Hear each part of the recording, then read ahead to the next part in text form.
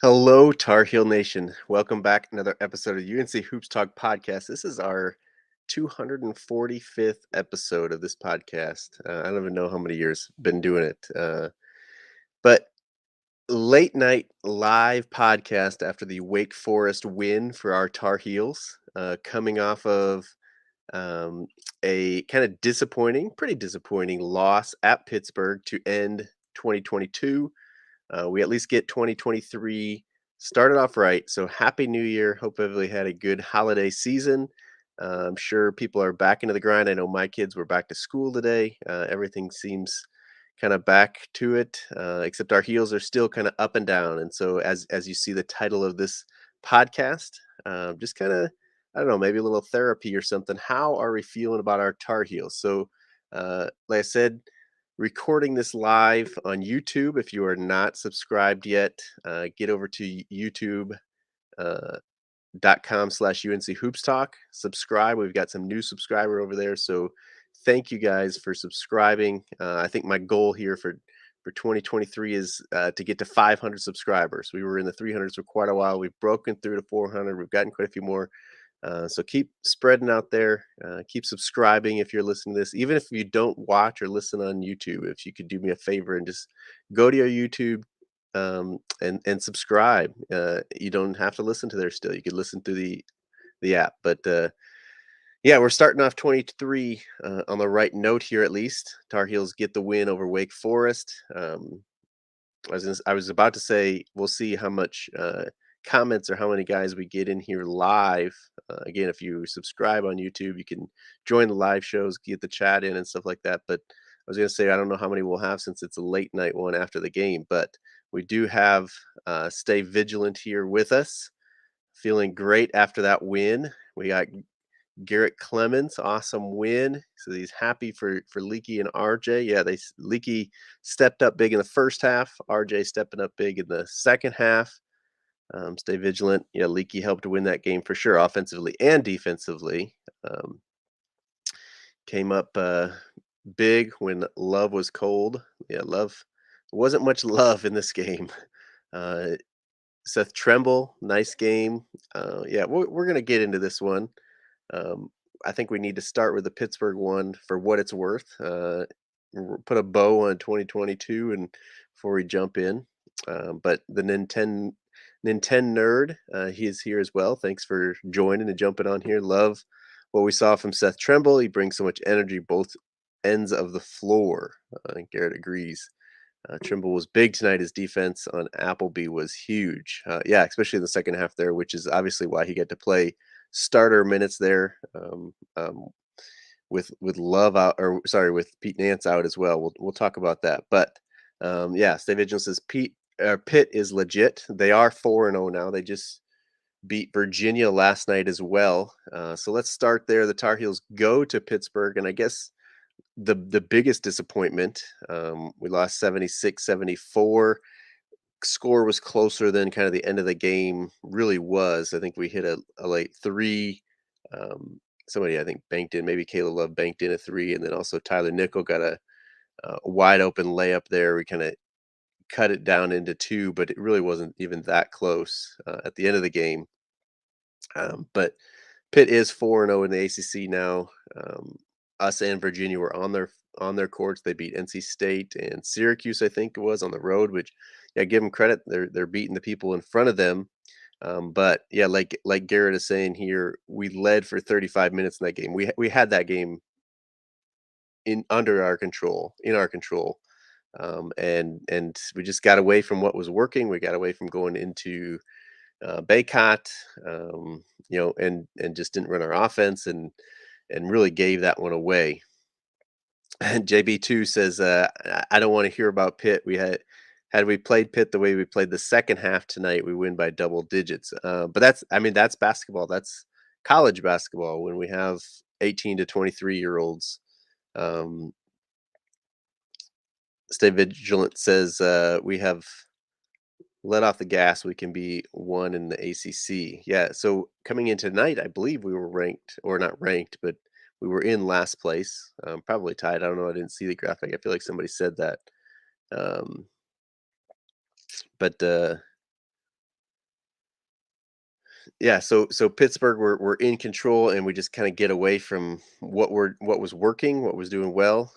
We had Baycott kind of rolling. I have the stats up. He had 22 and 13. It was 8 for 14, 6 for 7 from the free throw line. We just kind of ruined or wasted, I should say, one of Armando's better games, especially from the free throw line there. RJ Davis, 16 points. Pete Nance had 10. Leaky 9. Caleb 7. On only 9 shots from Caleb, which yeah, and again, it wasn't even so much that I think that we lost to Pitt. It was a road game in the ACC. They've looked good so far. Obviously, 4-0 in the ACC at this point.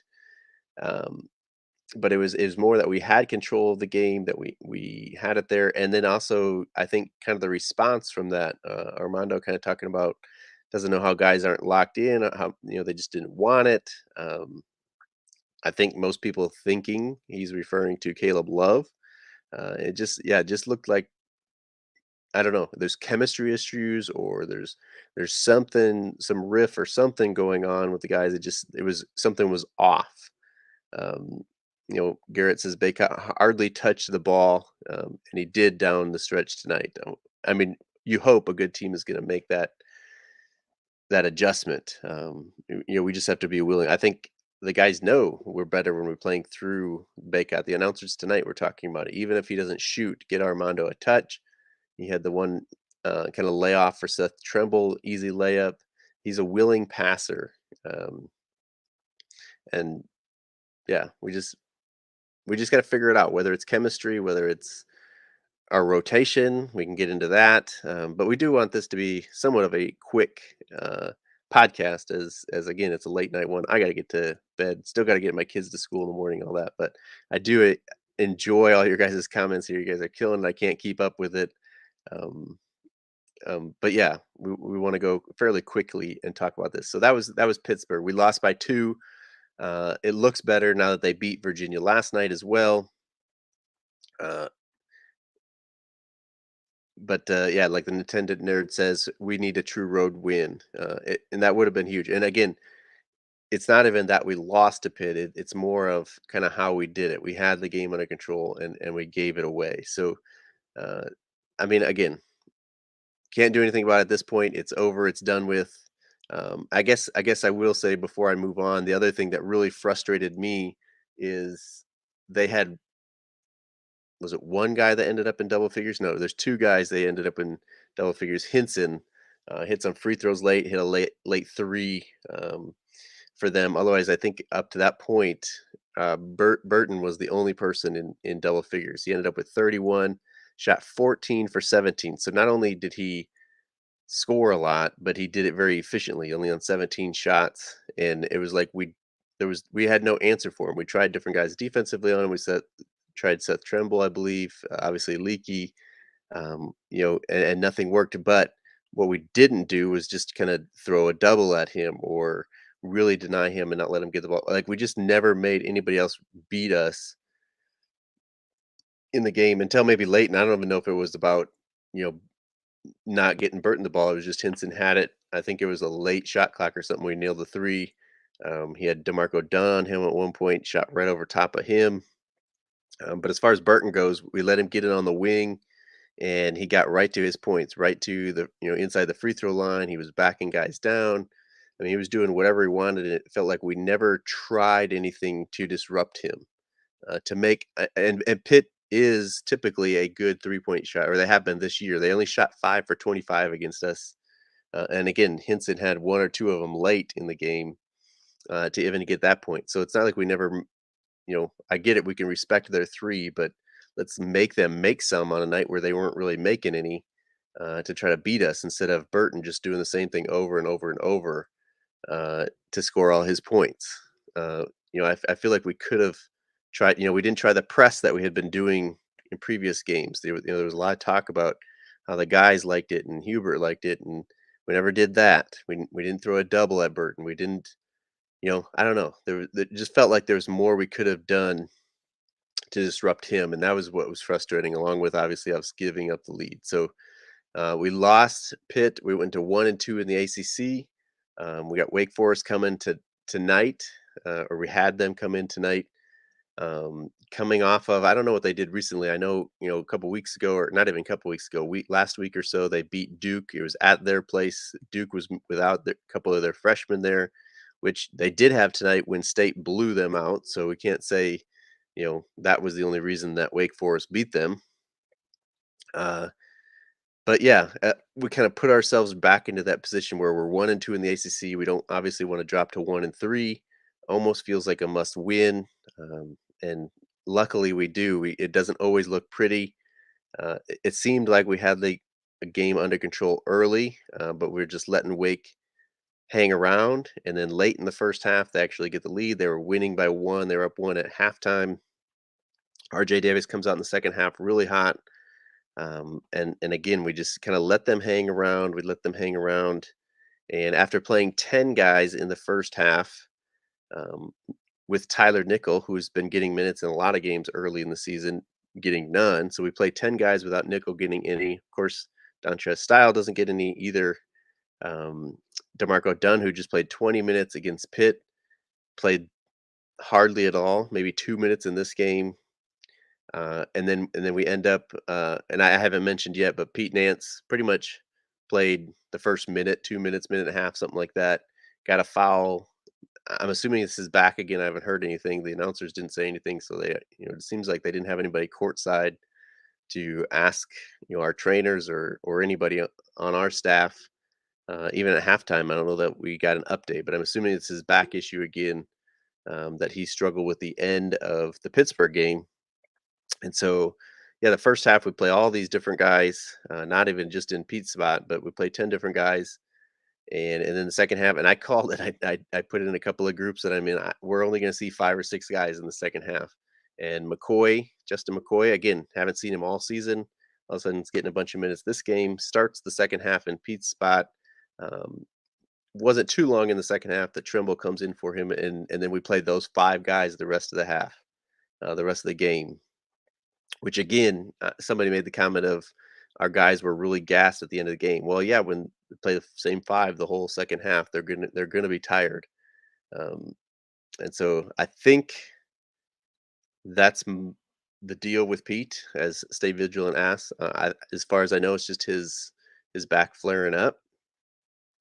Um, JB2 asks, does the way we played the second half tonight mean we're better off going small at the 4? I mean, matchups tonight was better. They're a smaller team. Besides, obviously, they're 7-footer inside, but I don't think we're going to do that against everybody. Or I don't think we can, um,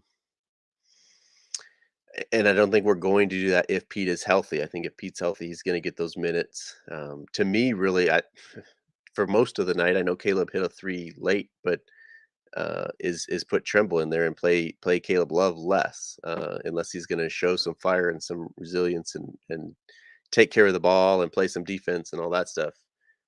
Yeah, Seth Tremble was um, a big contribution tonight. Obviously, first time in double figures, but also defensively, somebody mentioned his defense against Appleby, and that would be kind of my move is give Caleb's less minutes.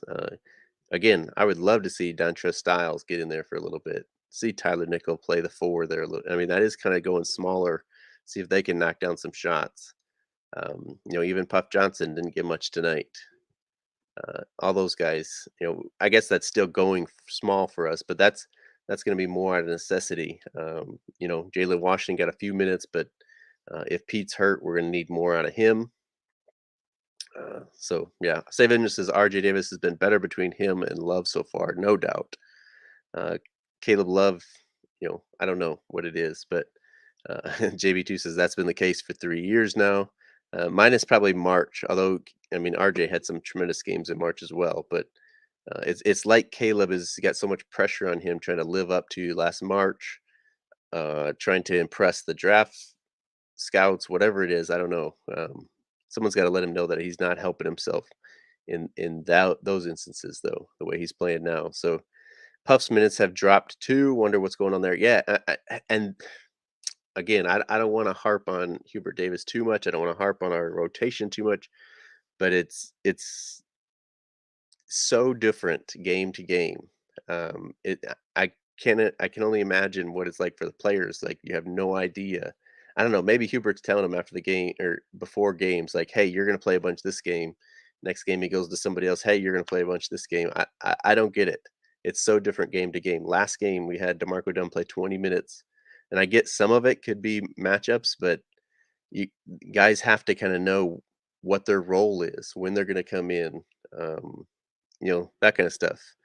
Uh, and we harped on Roy a lot for some of his decisions as far as playing time and stuff. Any coach, you're gonna question them or wonder if other guys should be playing or whatever. But Roy would play a bunch of guys early, figure out who's got what, and then we get into ACC play, and you know who's going in for who. You know about what time people are going to get breaks. Of course, obviously minus injuries or foul trouble, stuff like that. But yeah, Puff played, and I get he's got fouls against Pitt, but played 2 minutes, had 3 fouls, didn't play the rest of the game. Tonight, everybody got in the first half and didn't see any of the floor in the second half. I just think that's got to be so frustrating, so hard to kind of stay in the game, stay in rhythm, all that stuff.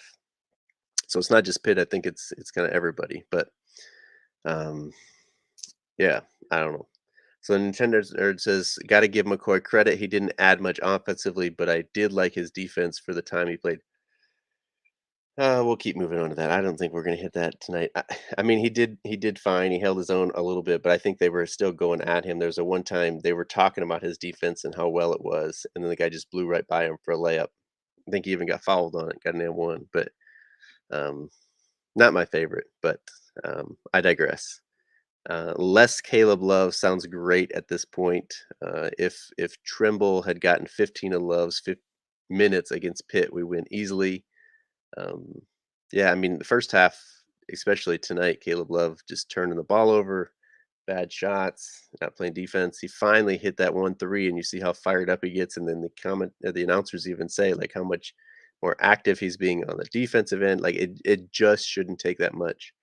Bad lazy passes is just crazy. And I said again in some of my groups texts and stuff like that at halftime, Caleb had shot the most. He had 7 shots. Leaky Black had 14 points on 6 shots. Caleb Love was 1 for 7 for 2 points. Armando was 4 for 6 with 9 points at half. So two guys right there. You have an All-American big that has less shots than you and 8 more points than you. You have the defensive guy that has one less shot than you and has 13 more points than you at halftime. Just yeah, frustrating, frustrating, frustrating. JB2 says most frustrating play in America. I think so, and maybe most. We talk about his confidence, but maybe most inconsistent as well. Like it's great to have your confidence to keep shooting, but at some point you got to realize like, hey, it's not my night, and just give it up. And again, I was looking at assists. I don't think I haven't seen a official box score for tonight, but just looking off of ESPN's, he had 2 assists. Armando had 5 assists. RJ Davis had 4 assists. So, yeah, Caleb Love shot the most shots tonight. 3 for 15. RJ was 9 for 14. One of them had 27 points. One of them had 7 points. Leaky Black 6 for 8, shot half as many shots as Caleb Love, had 11 more points. Armando Baycott 7 for 11, so he had 4 less shots, 21 points to his 7. Um, and then that's not even to count turnovers. If we go over to turnovers, Armando 0, RJ 0, Caleb Love 4. Um, it's yeah. I don't know what it is.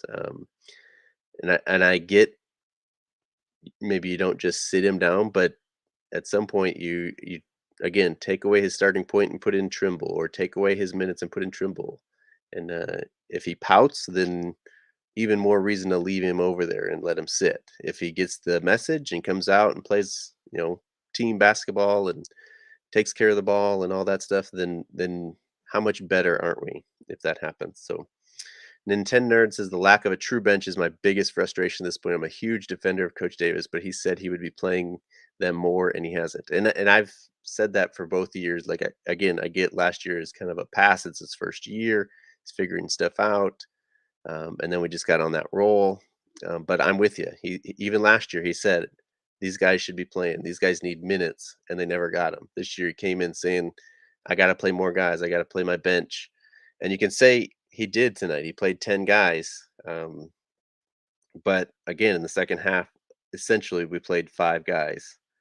Um, yeah, I mean, Puff Johnson 4 minutes, Jalen Washington 4 minutes, DeMarco Dunn 3 minutes. Again, coming off a game where he played 20. And then obviously Pete Nance only played 2 because of the injury. But so essentially we played 6 guys. We had the 4 starters outside of Nance. Baycott was at 38. RJ and Caleb were at 38. Leaky was at 34. And then Justin McCoy, again, coming out of nowhere, hasn't played all season, played 17 minutes tonight. And then Seth Trimble played 22 minutes, which, again, talking about Caleb Love's 15 shots where he went 3 for 7 or 3 for 15 for 7 points. Seth Trimble, 4 for 4, 11 points, 2 rebounds. No assists for Trimble. I don't know. He doesn't get the assist, but I think he's making more of the pass that becomes the assist. The hockey assist. For whatever reason, he doesn't have the assist, but yeah, I don't know. Stay vigilant says agreed. Love is so highly ranked, and as a junior, he has got to get it together. We need him to make another deep run. Yeah, I mean, something's got to be figured out. Either he needs to figure it out, or like again, we play somebody else. I think we can make a run with Seth Trimble. I mean, he was tremendous tonight. Get him those minutes, and then again, DeMarco Dunn, Puff Johnson, and maybe without Caleb Love in there, maybe we're moving the ball around better. Maybe those guys start hitting shots. Maybe they step up. Whatever. JB2 says, Dan, we can all see your affection, McCoy. Sorry, I just can't hold it in. I can't hide it any longer. But yeah, I'm with you guys. The lack of a bench, the lack of consistent rotation, and then yeah, some guys get in there and you feel like, oh, they made a mistake. They don't get, like Pup Johnson's minutes have dwindled, and he hasn't been playing well. But if we go by who's playing well, then why hasn't Caleb Love's minutes dwindled at all? DeMarco Dunn, 20 minutes to 3 minutes tonight. If he did something wrong, why doesn't when Caleb Love does something wrong, his minutes dwindle? There's just no consistency there, and I feel like we're gonna lose guys doing that. People are gonna be like, "Well, why does Caleb get away with all of this and I don't?" And they're gonna leave, or people aren't gonna come, or there's just so much wrong with that. I don't get it. Um, JB2 says one thing about Tremble is that he finds a way to get the ball to Baycott every time he's running the point. That's huge in itself. Yeah, instead of a step back three, or driving and turning the ball over, or whatever it is. But I'm trying. I'm really trying not to be too negative. And again, I named this one. How are we feeling? I guess you guys can kind of see where I'm at. Definitely kind of a little frustrated with it all. I know we won. We won tonight, and we moved to 2-2 in the conference, and it's the right way. But again, I just don't feel confident that the way we play tonight is where we want to be as we come upon February, March, and the tournament. So I guess that's my frustration. And we're supposed to be such a veteran crew. Uh, we were supposed to be such a veteran team that just adds talent at the bottom, and freshmen and stuff, that we should be farther along than this at this point. Um, you know, Hubert Davis said all year, like, this is a different team than last year and all that. Okay, I get it, but teams figure it out with freshmen before this point in the season. Why can't we with veteran guys? So again, that's and part of me I think is we can't figure it out because people don't know their roles or don't know their rotation. Am I going to play tonight? Am I not going to play tonight? When am I going to play? Where am I going to play? All that kind of stuff goes into it. People sports players, basketball players, they like the consistency. They like routine. I mean, you think about guys' pregame routine. People eat the same stuff. People put their shoes on the same way. People, they go out and do their warm ups, their shooting drills, all that stuff the same every game because they like that consistency. They're even superstitious about it. And our guys can't get into that role. And I get you can't use that as an excuse, but um, yeah, I don't know. JBG says, great point. Love needs to be held accountable. Yeah. Then he says, that comes down to coaching, Dan. No other explanation. And I feel that way too, without trying to be too hard on Hubert Davis. Again, it's his second year. Maybe he's still trying to figure it out. But my biggest frustration is going back to what we said earlier is, and then don't say, I'm going to try to play more guys when you're not. Don't, you know, don't say you're going to hold people accountable when you're not, or you're only holding some accountable. That's the part that really frustrates me, I guess. But yeah, it is what it is. Again, the Tar Heels have moved on now to be 2-2 in the ACC. We have Notre Dame coming to Chapel Hill on Saturday. So hopefully a couple of practices in here, get some stuff right. Notre Dame just lost to Boston College last night. I don't know a ton about it. I thought they were supposed to be a little bit better. I think they had a good win early in the season. Um, I think it was maybe at BC, but that's not necessarily a good loss. And I don't like to see a team like this right after they lost a game.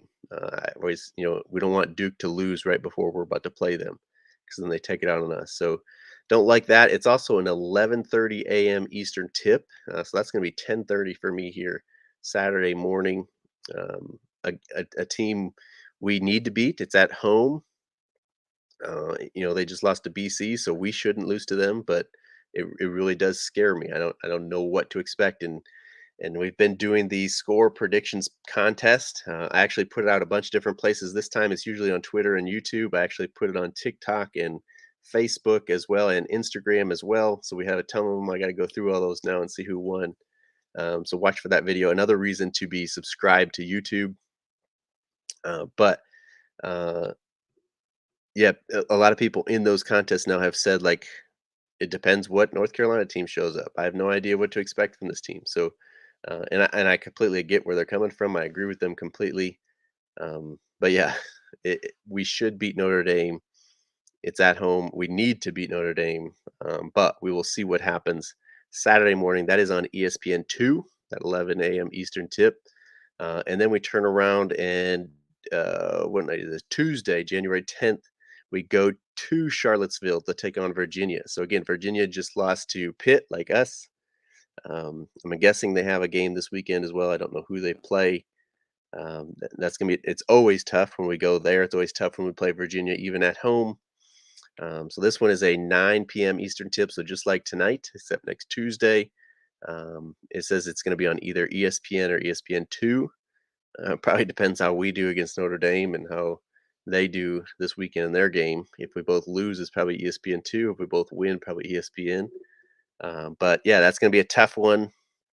So if we do beat Notre Dame on Saturday, we're 3-2. Does going to Virginia to play them move us down to 3-3 right away? We do follow that up with Louisville, which even though it's in Louisville the following Saturday, that should still be a win as well. But we'll get to that next week in the podcast that we do there. Um, Again, Tar Heels now 2-2 in the ACC. What are we overall? 10-5. Let me look here. Yeah, 10-5 overall. So if we do split this upcoming week, we'll be 11-6, 3-3 in the ACC. Probably sitting somewhere in the middle of the ACC. That'll be interesting as well. So um, yeah, that mostly wraps up here. We got Tyler G in the house. Go Heels. Yes, good win, but again, how are we really feeling about our Heels? We got NFL and other things in here. If North Carolina plays like they did tonight, I think we can win the next 5 games. I don't know that they played that great. The second half was better. Um, yeah, but I think we still got lots of stuff to go. To win the next 5 games, that means we're beating um, Notre Dame, we're beating Virginia, beating Louisville. Boston College, NC State. So, okay, when you look at it that way, we should beat Notre Dame. We should beat Louisville. We should beat Boston College. We got NC State at home. NC State looked good tonight against Duke. I think they got a good overall record. It's a rivalry game. We'll throw that one up in the air. Obviously, Virginia at their place. Throw that one up there. But then we got Syracuse after that. How many is that? One, two, three, four, five. Syracuse is number 6. And then we got Pittsburgh at home is the 7th game from now. Again, if we play them like we did, but it's at home, we should win that one. So if we could beat Virginia and beat State, we should win. We'd have that's 7 more plus this one. We'd on an 8-game winning streak heading into Duke, the first Duke game. However, we play like we did tonight. I don't think we're beating Virginia. We play like we did tonight. I don't think we're beating State.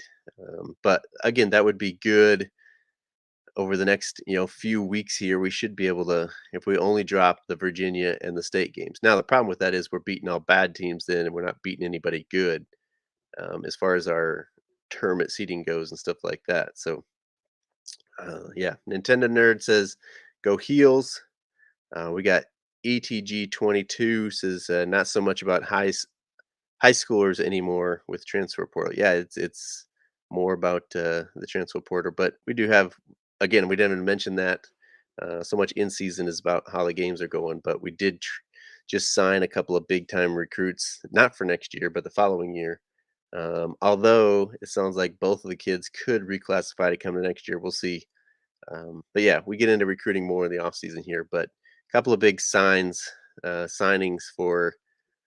um, for Hubert Davis and our Tar Heels over the last week. Stay vigilant is exactly in. Got to pull Love out until he's held accountable. I mean, I don't know what else there is to do. He's doesn't get it. And somebody was saying like somebody's just got to tell him like, "Yo, dude, this isn't good enough." Like getting his face at it. But I don't know who that is. I don't know that Armando's gonna be the guy that does that. Leaky Black doesn't seem like that guy. Um, maybe RJ, but is there problems between RJ and Love? I don't know. A lot of speculation. Again, is it come down to chemistry or is it just personality of the guys? I don't know. But it is. Somebody said too. It's coaching. It's got to come down to the coach holding you responsible for that stuff. But yeah, NFL and other things. We need better. We need to be better at defense. Um, I think we're going to always say that about the Tar Heels. Veteran team with a ton of top talent's got to get better. It's got to. JB2 says Hubert's got to be the guy to tell him. I mean, I think so too. But it is what it is. Defense is a problem. ETG 22, 2 or 3 shots a game. I'm not sure what that is referring to, but all right. It is 11 o'clock my time. If you guys are on the Eastern time, it's midnight where you are already. So, like I said, I wanted to keep this a little bit shorter. Love that you guys were on here for a late night podcast. I didn't know if anybody would show up live on YouTube. But again, if you're listening to this later, love you just as much. Spread the word. Let's keep uniting Tar Heel Nation. We're going to have to band together this season. It's just the way it is. I think we got to unite Tar Heel Nation as much as we can. Hopefully we get it figured out chemistry wise, playing time wise, rotation wise, whatever it is, we got to get figured out, go on another good run. But we got to do it together. So if you know a Tar Heel fan, tell them about the podcast. Again, subscribe on YouTube. Just go to youtube.com/UNC Hoops Talk. You'll find it. Even if you don't listen on YouTube, I'd love if you subscribe there. Get the subscribers up on YouTube. And then wherever you listen on this podcast, you make sure you subscribe because not very good about holding a schedule. It's kind of when I can fit it in. That's why we do going late tonight because I need to because of the rest of this week and get it out there before obviously that early game on Saturday with Notre Dame. And then last thing I would ask, if you want, this isn't something you have to do, but be looking for the score prediction podcast. Again, I put it out a lot of places for this game, and I'll probably keep doing that for the next several games, unless something drastic happens. But it goes out on YouTube, it goes out on Twitter, it goes out on Instagram, now TikTok, Facebook. Be connected with me. Enter the enter the score prediction contest, just kind of something fun to do. And then whoever is the closest gets a shout out on the following video the day after the game. So I got to go figure that out, get that video ready for tomorrow as well. Thank you guys so much for joining us. Hopefully it gets better as the season goes on. And yeah, that's what I got for you guys tonight. We got Notre Dame, we got Virginia coming up before the next podcast. Until then, go Heels.